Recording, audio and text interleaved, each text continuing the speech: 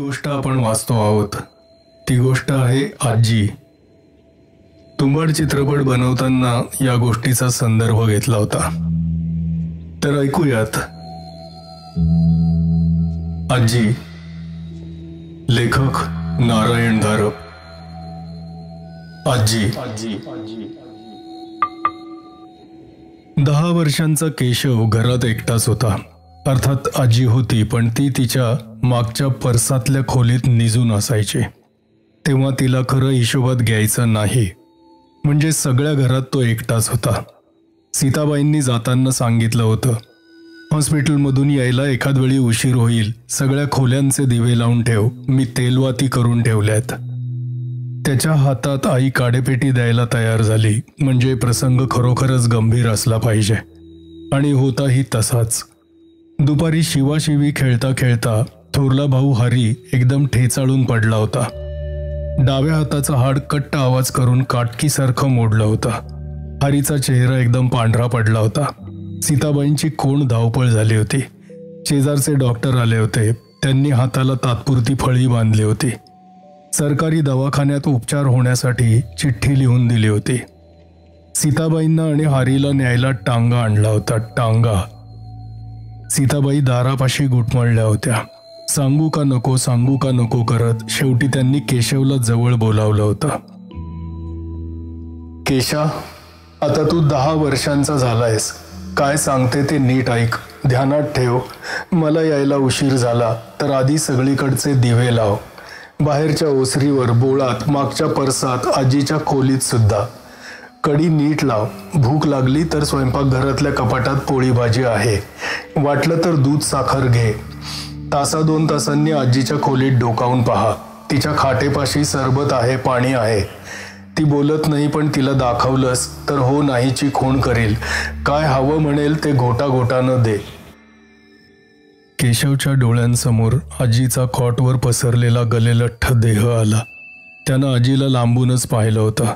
त्या खोलीत पाय टाकायची त्याची हिंमत झाली नव्हती आणि इच्छाही नव्हती. आता आई हे काम सांगत होती. तिथे जायचं, आजीला पाणी सरबत द्यायचं, म्हणजे तिच्या त्या झारीत घालून तोंडात धार धरायचे, म्हणजे कॉटवरच जाऊन बसायला हवं, त्या जाड लोडासारख्या कणकीच्या रंगाच्या हातापायापाशी. एव्हानाच त्याच्या पोटात गलबलायला लागलं होतं. सीताबाई जरा वेळ गप्प बसल्या. पुढचं त्या अति कष्टानं बोलत होत्या. जीभ अगदी बळे रेटत होत्या. केशा, वास्तविक हे तुझ्या कानावर यायला नको होतं, पण आता वेळच अशी आली आहे की माझा नाईलाज आहे. तुला आता एखाद्या मोठ्या माणसासारखं बघावं लागणार आहे. हे पहा, आजी हालत नाही, बोलत नाही, पण एखाद वेळी तिला एकदम झटका येतो.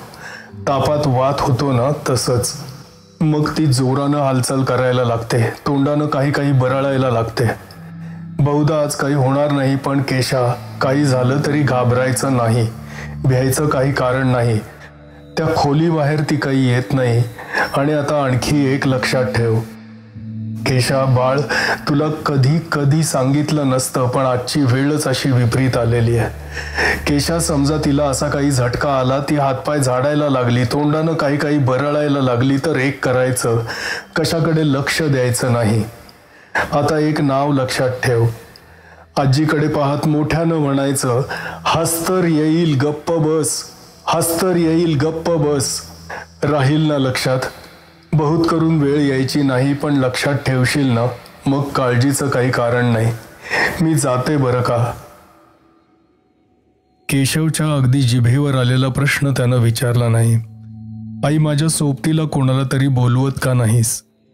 त्यानं तो प्रश्न विचारला नाही, कारण त्याला उत्तर माहीत होतं. कोणीही त्यांच्या घरी आलं नसतं. त्यांच्या शेजाऱ्या पाजाऱ्यात, शाळेतल्या मित्रात आजीबद्दल काही प्रवाद होते. भीतीयुक्त कुतूहल होतं. पण अशी अगदी आतपर्यंत पोचायची संधी येऊनही कोणीही तिथे आलं नसतं. टांगा हलताच केशवनं बाहेरच्या दाराला कडी घातली. दुपारचे 4 वाजले होते. लख्ख ऊन पडलं होतं. आत्ताच एकदा आजीच्या खोलीत डोकावून पाहावं. तो पुढच्या खोल्यातून मागच्या ओसरीवर आला. रांगेनं 3 खोल्या होत्या. त्यातली कोपऱ्यातली खोली आजीची होती. केशव खोलीच्या दारापाशी आला. त्यानं दार अलगद ढकललं. लाकडाचं जुनं पाळ बिजागरीवर करकरलं. केशव एकदम थिजला. केवढा मोठा आवाज. मग त्याला आठवलं आजीला नीट ऐकूही येत नव्हतं. अगदी कानापाशी तोंड नेऊन मोठ्यानं बोललं तरच तिला काही समजायचं. जरासा धीर येऊन त्यानं दार सताड उघडलं. खोली पिवळट प्रकाशानं उजळली होती.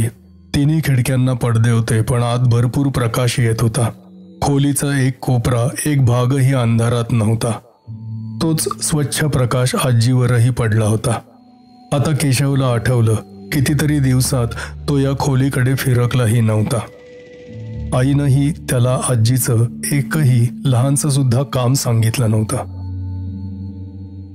आजी खरोखरची कशी दिसते हे तो विसरूनच गेला होता.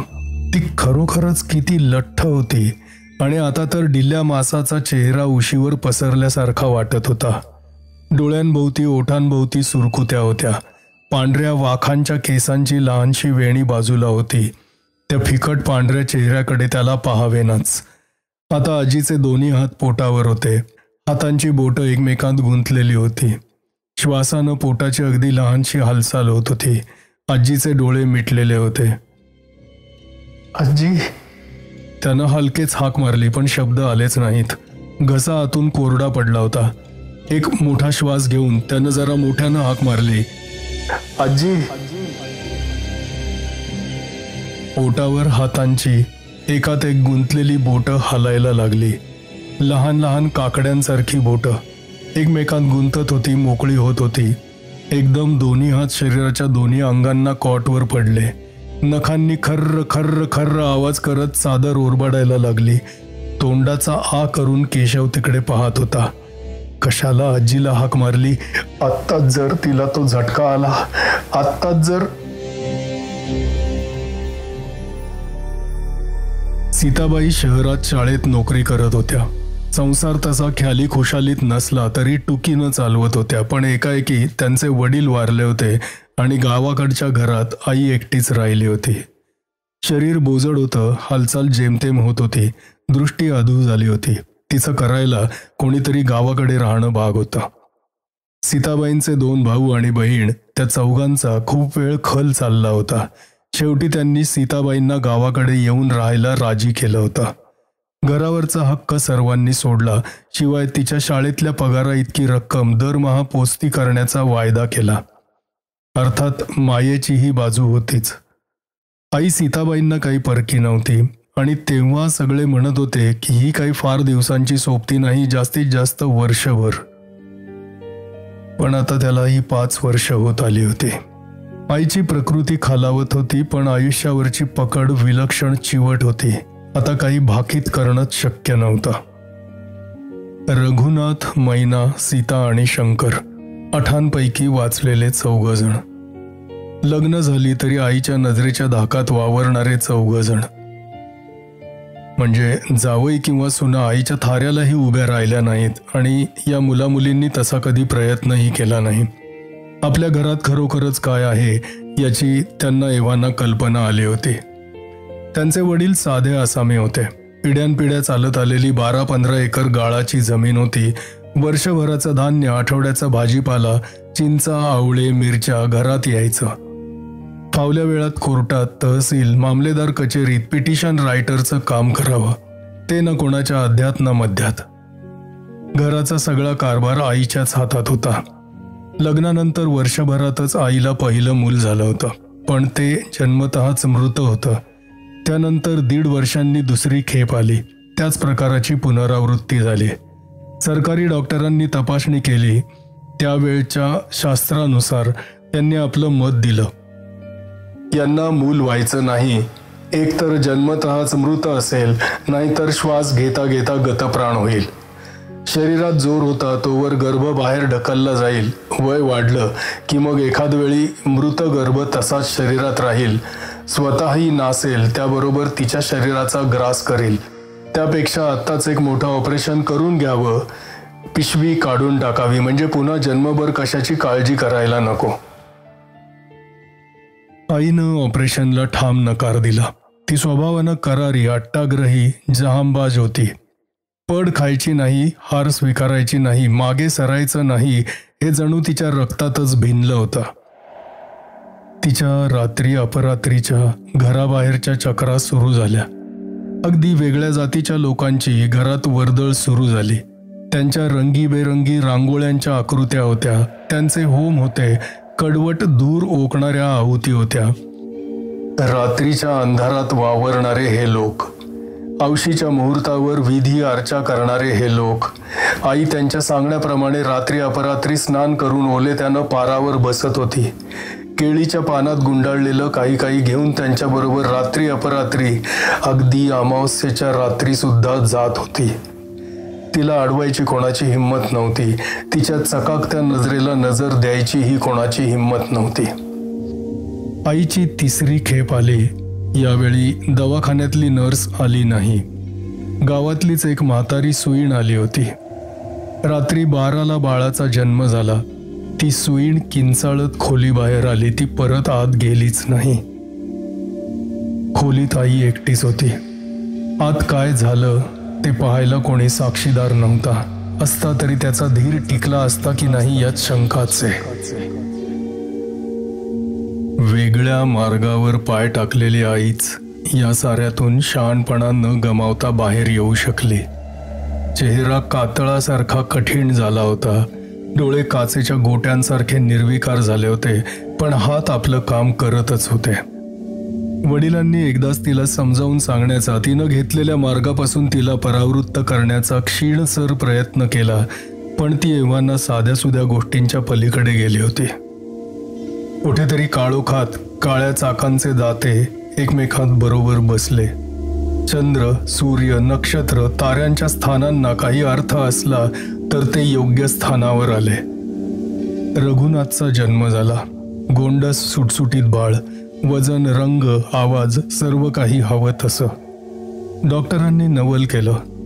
त्यांच्या कानावर आई संबंधात काही काही गेलं असणारच. एवढ्याशा गावात गुपित ती कसली राहणार, पण त्यांनी कशाची ओळख दिली नाही. रघुनाथला कदाचित नेहमीपेक्षा जास्त चौकस विलक्षण नजरेनं तपासलं असेल एवढंच. डॉक्टरांच्या नवलाच्या आणखी खेपा येणार होत्या. मैना आली, गोरीपान तुडतुडीत काळ्याभोर डोळ्यांची.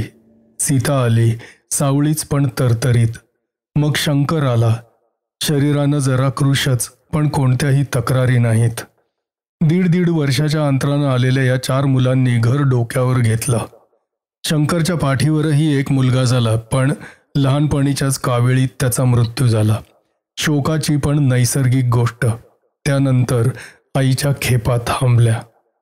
पण तिची रात्रीची जाणी येणी, तिला रात्री अपरात्री भेटायला येणारे लोक, तिच्या संध्याकाळच्या पूजा आरत्या, ते काही थांबलं नाही. कदाचित ते थांबवणं तिच्या हातातही नसेल. काही काही बांधिलक्या आजन्म पुरणाऱ्या असतात, काही काही ऋण फिटतच नाहीत. मुलांचे वडील सोशिक होते. त्यांनी सारं काही सहन केलं. फार पूर्वी विरोधाचा एक क्षीणसर प्रयत्न केला होता, तो अयशस्वी झाला होता. कदाचित त्यांनी वेळीच ओळखलं असेल, ही काही वेगळीच दुनिया आहे. आपण 4 पावलं दूरच राहिलेलं बरं. काय सोसावं लागलं याची जाहीर वाच्यता त्यांनी कधीच केली नाही. पण लहान गाव, तिथे लपून काहीच राहणार नव्हतं. सुईणीला काय दिसलं त्याबद्दल ती बोलली असेल किंवा नसेलही, पण लोकांच्या तर्काला तर काही धरबंदच नव्हता. आणि नाही ते तर्क कुतर्क रचायला यापेक्षा जास्त योग्य घटना कुठे आढळणार. बाईच्या पोटात मूल जगत नाही, मग बाई मांत्रिक पंचाक्षरी अशांच्या नादी लागते. काय काय अघोरी साधना केल्या तिचं तिलाच माहीत. पण तिच्या पोटी कशानं जन्म घेतला होता. सुईण किंचाळत खोलीबाहेर आली, पण आत आई बाळ यांच्याखेरीज आणखी कोण होतं. त्या खोलीत खरोखरच काय झालं असेल. काही काही डाग असे असतात की एकदा लागले की ते कधीच धुतले जात नाहीत. कितीही वेळा साफ करा, एक अस्पष्टशी छायाकृती मागे राहतेच. अशी या घराबद्दल लोकांनी मनात धास्ती आणि शंका घेतली होती. मुलं मुली वाढत गेली, खेळायला लागली, शाळातून जायला लागली, पण लोकांचं येणं जाणं जे एकदा थांबलं ते कायमचं थांबलं. पण आईचं व्यक्तिमत्व असं भरभक्कम होतं की मुलांना कशाची उणीव भासली नाही. अशी 4 जण होती, तेव्हा एकमेकांची सोबत होतीच. त्यांनाही एकाकीपणा असं जाणवला नाही. आणि इतर कशाचा अनुभव नसल्यानं त्यांना होत होतं त्यात काही वेगळं किंवा अनैसर्गिक असंही काही वाटलं नाही. मुलं मोठी झाली, त्यांचे विवाह झाले, मुलगे आपापल्या नोकरीच्या गावी गेले, मुली आपापल्या सासरी गेल्या. गावातल्या घराच्या काही कडूगोड आठवणी बरोबर घेऊन ते सर्वजण गेले. पंख फुटले की पिलं घरटं सोडून जाणारच. गाव सोडलं की त्यांची क्षितिज विस्तारत होती. ज्या घटना आकाश व्यापून टाकणाऱ्या वाटत होत्या त्या वास्तविक लहान होत्या हा अनुभव आला. बाहेरचं जग आणि आयुष्य इतकं वेगळं, शीघ्र, धकाधकीचं, आव्हान प्रति आव्हानांचं होतं की क्षणाचीही उसंत लाभत नव्हती. प्रत्येकाचे संसार होते, लहान मुलं होती, प्रत्येकाच्या समस्या होत्या. गावाकडच्या गोष्टी फार जुन्या पुराण्या झाल्या होत्या. महिन्या 2 महिन्यांनी वडिलांची पत्र येत होती. पत्रात सर्व खुशाली होती. वडिलांना आर्थिक अडचण कधीच भासली नव्हती. एवढा कुळ कायदा आला, पण कुळांनी आपणहून खरेदीचे रीतसर करार केले. कोर्टाचं स्टॅम्प वेंडरचं कामही आपोआप त्यांच्याकडे आलं. कदाचित गावातली इतर एकेकाळची प्रतिष्ठित मानली गेलेली घरं कोसळत असताना यांची समृद्धी सुद्धा गावकऱ्यांच्या रागाचं कारण असेल. म्हणजे बाईंनी जे काही वश करून घेतलं होतं त्याचीच तर ही करणी नसेल. यांना चणचण माहीत नाही, तंटा बखेडा नाही, भावाभावात लाथाळ्या नाही, लेकींना सासरी जाच नाही. काहीतरी खास प्रसन्न करून घेतल्याखेरीज का हे एवढं सर्व मिळेल? पण वडिलांच्या पत्रातून आईच्या प्रकृतीचा उल्लेख व्हायला लागला होता. शरीर थकायला लागलं होतं. जवानीत आणि मनाच्या उर्मीत जे रेटून नेलं होतं ते आता कठीण वाटायला लागलं होतं. वडिलांना आणखीही काही सांगायचं होतं, पण ते त्यांना पत्रात लिहिण्याचं धाडस झालं नाही. त्यांनी रघुनाथलाच काही दिवसांची सवड काढून गावाकडे बोलावलं होतं. त्यानिमित्तानं चौघंही गावाकडे आले होते. कितीतरी वर्षांनी ते असे एकत्र येत होते. बरोबर कोणीही आणलं नव्हतं, फक्त ते 4 जणच. आता संसारी प्रौढ झालेले, पण त्या चौघात खास असा काहीतरी बंध होता की एकमेकांशी वागताना ते आपली वय, आपली जायदाद, आपली पोझिशन सर्व काही विसरू शकत होते. घरात येऊन 4 तास होतात तोच त्यांना खरी परिस्थिती उमगली होती. आई थकली होती, नजर आधू झाली होती. शरीराचं वजन वारेमाप वाढलं होतं. शरीर बेडौल झालं होतं. साध्या साध्या हालचाली सुद्धा कठीण जात होत्या. आईनं आजवर ओठ घट्ट मिटून ठेवले होते, ते तिनं आता प्रथमच आणि अखेरचे उघडले. मुलं होण्यासाठी मी काही केलं, मला त्याचा पश्चाताप होत नाही. मी काहीही फुकटात आणलेलं नाही. जे जे काही मागून घेतलं त्याची पुरेपूर किंमत चुकती केलेली आहे. पण तरीही काही गोष्टी जन्मभर कराव्या लागतात. आता यापुढे माझ्या हातून होणं कठीण आहे आणि तुमच्यापैकी कोणाच्याही डोक्यावर मी याचं ओझं टाकणार नाही. केलेलं सवरलेलं माझी मीच निस्तरणार आहे. फक्त आता शरीरात आणि मनात बळ नाही. बांधून ठेवलेल्या दोऱ्या ढिल्या होतात, काही मोकळ्या होतात. दडपून टाकलेली दारं रेटली जातात. नाही त्यांना प्रवेश मिळतो. आता एकदाच सांगते, सगळे नीट ऐका. एकदा मनाचा ताबा गेला की मग कशाला ताळमेळ राहत नाही. काय दिसेल आणि काय नाही सांगता येत नाही आणि सगळं खोटं असेलच असंही नाही. मला झटके आल्यासारखे दिसतील, पण डॉक्टरांना बोलावू नका. हे शरीर केव्हाच त्यांच्या शास्त्रापलीकडे गेलेलं आहे. मी काही बडबडेन तिकडे लक्ष देऊ नका. अगदीच आवरत नाही असं वाटलं तर एक नाव, एक शब्द सांगून ठेवते. हस्तर. हे नाव लक्षात ठेवा. त्याचा धाक घाला म्हणजे मी ठिकाणावर येईन. काहीही झालं तरी मला कुठेही हलवू नका. मी याच वाड्यात शेवटपर्यंत राहणार आहे. आणखी सांगण्यासारखं काही नाही. मला कशाचंही स्पष्टीकरण विचारू नका, कारण ते मिळणार नाही. आपल्या संसारात, मुलाबाळात सुखानं राहा. जराशा गंभीर मनस्थितीतच सारे आपापल्या शहरी परतले होते. पण ही सावली जायला फार दिवस लागले नाहीत. गावाकडे वडील घर आणि आई सांभाळत होते. पत्रापत्रीतून जुजबी चौकशी सोडली तर आईचा उल्लेख होत नव्हता आणि प्रत्येकामागे स्वतःचा व्याप होताच की. सीताबाईंचे यजमान वारले. त्यांच्याच संस्थेत त्यांना शिक्षकाची नोकरी मिळाली. आयुष्यानं आणखी एक कोपरा पार केला होता. त्या धक्क्यातूनही त्या कशातरी सावरल्या. 2 मुलं होती, सर्व आशा त्यांच्या भोवतीच केंद्रित झाल्या होत्या. तेवढ्यात रघुनाथचं पत्र आलं की वडील अत्यवस्थ आहेत. तो गावाकडे जातोय, तिनंही जमलं तर यावं. हे त्याला लिहावंच लागलं नाही. 5-7 दिवसांच्या रजेची सोय करून मुलांना घेऊन ती गावाकडे आली. शंकर आणि मैनाही आले होते. वडील एकदम खचलेसे वाटत होते. तसे सुरुवातीपासूनच होते किरकोळ, पण त्यांची कधी कसलीही तक्रार नसायची. आता एकदम आतले आधारच कोसळले होते. धक्का शारीरिक तसाच मानसिक असावा. एखादा विलक्षण अनुभव त्यांच्या सहनशक्तीपलीकडचा ठरला असावा, पण आता ते बोलण्याच्या अवस्थेत नव्हते आणि त्यांची स्मरणशक्तीही काम करत नव्हती. झाली होती ती गोष्ट नजरेसमोर होती. का झाली, केव्हा झाली या चर्वित चर्वणात काही अर्थ नव्हता. त्यांच्या परीनं त्यांनी आपलं कर्तव्य पार पाडलं होतं.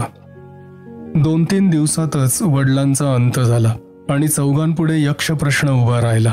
आईचं काय, तिची देखभाल यापुढे कोण करणार होतं? रघुनाथ, मैना, शंकर हे काही स्वार्थी नव्हते किंवा आईबद्दल त्यांना माया नव्हती अशातली ही गोष्ट नव्हती, पण त्यांच्या संसारात ते पुरे अडकले होते.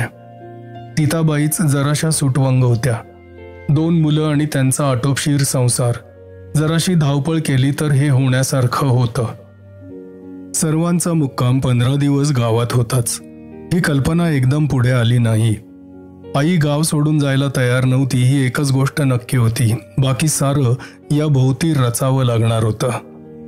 असं केलं तर, तसं केलं तर, असं करत वळणानं ती कल्पना समोर आली होती. उलटी पालटी करून तपासली गेली होती. आर्थिक, व्यावहारिक, सांसारिक अडचणींचा विचार झाला होता. एकेकीवर तोडगा काढण्यात आला होता. सीताबाई ज्या गावाला आल्या त्या शहराकडे परत गेल्याच नाहीत.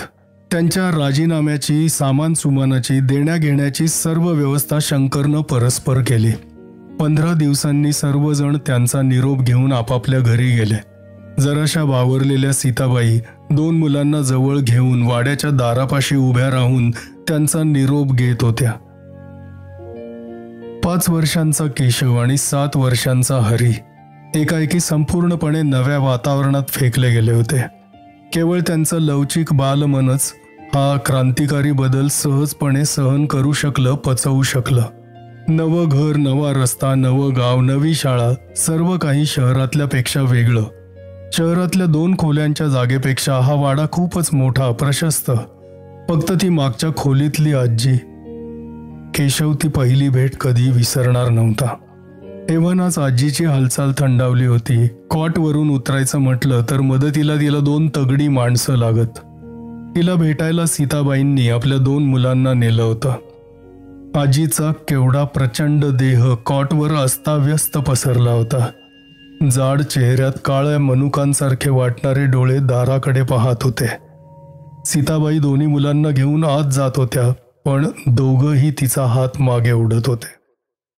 शेवटी त्यांनी बळेबळेच दोघांना कॉटपाशी नेलं. हा हरी थोरला आणि हा केशव धाकटा. हरी कॉटजवळ होता. आजीनं आपल्या जाड जाड बोटांनी त्याचा हात हातात घेतला. ते पाहताच केशवला एकदम रडूच कोसळलं. सीताबाईंची पकड जराशी ढिली होताच तो खोलीतून जो पळाला तो पार बाहेरच्या ओसरीवर येऊन खांबापाशी उभा राहिला. पुढे सहवासानं भीती कमी झाली, पण पार कधीच गेली नाही. कशाची भीती हे त्याच्या बालमनाला सांगता आलं नसतं. नव्या गावची नवी रहाटी सुरू झाली. शहरात राहून दोघं चुणचुणीत झाले होते, पण मित्र मिळणं कठीण गेलं. असं दिसलं की सर्वांनाच त्या वाड्याबद्दल कुतूहल होतं, अगदी शिक्षकांना सुद्धा. मुलांच्या कल्पनाशक्तीला कधीच मर्यादा नसते आणि शिष्टाशिष्टतेच्या मर्यादा तर ते कधीच पाळत नाहीत. विशेषतः त्यांना कशाचीही काहीही माहिती नाही तेव्हा तर त्यांच्या गप्पांचं पेवच फुटतं. माहीत आहे का, तुमची आजी चेटकीण आहे. माझ्या बाबांना त्यांच्या मित्रानं सांगितलंय ती रात्रीची स्मशानात जायची. एक जण तिच्या मागे मागे गेला होता. त्यानं आपल्या डोळ्यांनी प्रत्यक्ष पाहिलं. चितेभोवती ती फेऱ्या घालत होती. तोंडानं काही काही म्हणत होती. चितेवरचा फुफाटा उडायला लागला. त्या राखेतून काहीतरी उठून बसत होतं. पण ते पाहायला बाबांचे मित्र तिथे थांबलेच नाही. तिथल्या तिथेच त्यांना थडथडून ताप भरला. मग तोच धागा दुसऱ्यानं पकडला. स्मशानाचं मला माहित नाही, पण कितीकांनी आपल्या डोळ्यांनी पाहिलंय की तुमच्या वाड्याच्या मागच्या दारापाशी अंधाऱ्या रात्री कोणी कोणी जमत असतात. आजीनं दार उघडून त्यांना काहीतरी दिल्याखेरीज ते हालतच नाहीत. सारखे हेल काढून रडत असतात. आणखी एक जण. खूप वर्षांपूर्वीची गोष्ट आहे. तुझ्या आजीला मूल व्हायचं होतं. गावातली म्हातारी तिथे मदतीसाठी हजर होती. माहितीये का, ती किंचाळतच बाहेर आली. माहितीये का, तिला वेडच लागलं. तिला म्हणे राक्षसासारखं काहीतरी दिसलं. लाल डोळे, अणकुचीदार दात, नख्यांचे पंजे. या गोष्टींना अंतच नव्हता. त्यातली एक जरी आठवली तरी त्या अंधाऱ्या वाड्यात भीतीनं गाळण सोडावी. दिवे लावले तरी ते रॉकेलचे दिवे. ते अंधार असा कितीसा दूर ठेवू शकणार. केशव दारातूनच आजीकडे पाहत होता. दोन्ही हातांचे पंजे झाले होते. नख चादरीवरून खर्र खर्र आवाज करत ओढली जात होती. आजींना झटका कसा येतो ते त्यानं कधी पाहिलं नव्हतं. समजा आताच तिला झटका आला तर, तो एकटा असताना. केशव जागच्या जागी खिळल्यासारखा उभा होता. आजीबद्दल कानावरून गेलेल्या खऱ्या किंवा खोट्या गोष्टी आता परत परत डोळ्यांसमोर येत होत्या. आजी रात्रीची स्मशानात जायची आणि तिथे रात्रीची मागच्या दारापाशी ती हेल काढणारी जमायची. ती सुईण खोलीतून किंचाळत बाहेर आली होती. दुपारच्या सुट्टीत मुलांच्या घोळक्यात या गोष्टी ऐकताना काही वाटलं नव्हतं, पण आत्ता त्याच्या खेरीज कोणी नव्हतं. फक्त ती आजी, चादरीवर नख ओढणारी आजी. केशवचा घसा कोरडा पडला होता. हाताच्या मुठी घट्ट मिटून घेतल्या होत्या. शाळेतल्या मोठ्या गुंड पोरांनी अडवलं की तो असाच बचावाचा पवित्रा घेत असे. चपळ पायांवर पळून जाता येईल, कोणाच्या मदतीशिवाय आजीला हालताही येत नाही. किती वेळ तो असाच दारात उभा होता. पायाला मुंग्या आल्या होत्या. सूर्य केव्हाच मावळला होता. खोलीतला प्रकाश गेला होता. दिवे लावायला पाहिजे होते. केशव दाराला धरून कसा तरी वळला. स्वयंपाकघरात आला. खालच्या मातीच्या ओट्यावर आईनं एक स्टँड, 2 कंदील, 2 चिमण्या, तेल भरून काचा पुसून ठेवल्या होत्या. केशवनं सर्व दिवे लावले, नेहमीच्या जागी ठेवले. पण आता एक कंदील आजीच्या खोलीत न्यायचा होता. कोणतीही किंमत देऊन ते त्याला टाळता आलं असतं तर ते त्यानं खास टाळलं असतं, पण नाईलाज होता. आई एवढ्यात परत यायची शक्यताच नव्हती. तिथे नंबर असणार, मग डॉक्टर तपासणार, मग फोटो काढणार, मग हात बांधणार. आई येणार नव्हती. त्यालाच सगळं करावं लागणार होतं. त्यानं हातात कंदील घेतला. हात थरथर कापत होता. आजीच्या खोलीचं दार उघडं होतं. त्यानं कंदील वर करून तिच्याकडे पाहिलं. त्याच्या हातून कंदील जवळजवळ पडलाच. आजीचे डोळे सताड उघडे होते. त्याच्यावर खिळलेले होते.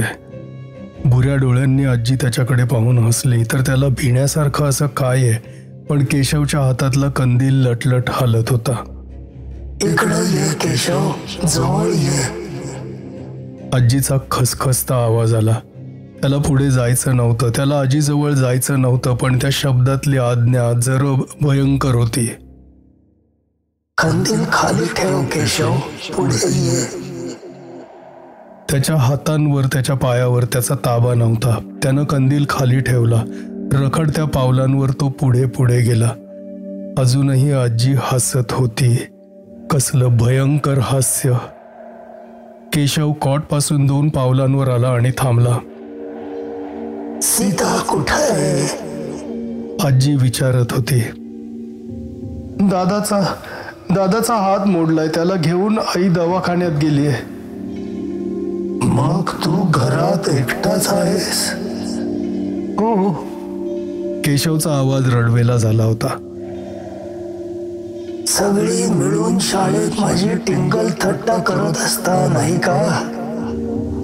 आजी, आम्ही काही बोलत नाही. आम्हाला काही माहित नाही. आजीचे डोळे मोठे मोठे व्हायला लागले. हाताच्या आकड्या झाल्या. परत खरखरत चादरीवरून ओढल्या जायला लागल्या. सगळ्यांना वाटतं आजी आता थकली. आजी आता जागची हालत नाही. आता काही बोलावं, काही करावं नाही का? आजीचा आवाज बदलत होता, खाली येत होता, त्यात एक खरखर येत होती. आजी आणखी काहीतरी बोलली, पण केशवला त्या शब्दांचा अर्थच समजला नाही. आजीनं दोन्ही हात दोन बाजूंना पालथे ठेवले. एक जोराचा आवाज करत ती कॉटवर उठून बसली. कोण म्हणतं मला हलता येत नाही? आता आजीचा आवाज अजिबातच ओळखू येत नव्हता. केशव भीतीनं गर्भगळीत झाला होता. नेमकी नको ती गोष्ट घडत होती. तो घरात एकटा असताना आजीला तो झटका आला होता. भीतीनं गाळण उडाली होती. सरळ विचार सुद्धा करता येत नव्हता. पण आईनं सांगितलेलं काहीतरी आठवायचा तो आटोकाट प्रयत्न करत होता. तिनं काहीतरी नाव सांगितलं होतं, पण मेंदूत असा काही कल्लोळ माजला होता की काहीच आठवत नव्हतं. आजीनं कॉट खाली पाय घेतले होते. दोन्ही पायांवर लटपटत ती उभी राहिली होती. तिचा तो अवाढव्य प्रचंड आकार पाहून त्याची बोबडीच वळली. आजी काहीतरी बडबडत होती, पण केशवला त्यातला एक शब्दही समजत नव्हता. आई काय म्हणाली होती? हत्ती, हस्त, अत्तर. आजीनं एक पाऊल पुढे टाकलं. तिचा आवाज आता चढला होता. एवढंच नाही, खोलीत एकाऐवजी अनेक जण बोलत असल्यासारखे वाटत होते. कोणी हसत हसत बोलत होतं, कोणी रडत रडत बोलत होतं. आजी आणखी एक पाऊल पुढे आली. तो धडपडत कसा तरी मागे सरला. त्याला माहीत होतं त्या गलेलठ्ठ कणकीच्या हाताचा एक स्पर्श झाला की सर्व काही संपेल. आई काय म्हणाली होती? कोण येईल म्हणाली होती? आजीचं एक पाऊल पुढे आलं. केशवची पाठ भिंतीला लागली होती. आता मागे सरायला जागाच नव्हती.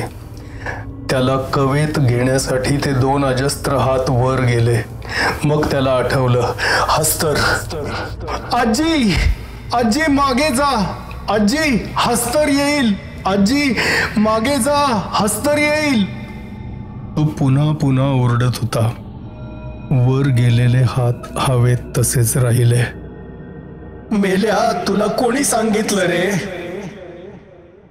तिच्या आवाजात संताप होता, निराशा होती, भीती होती, पराभव होता.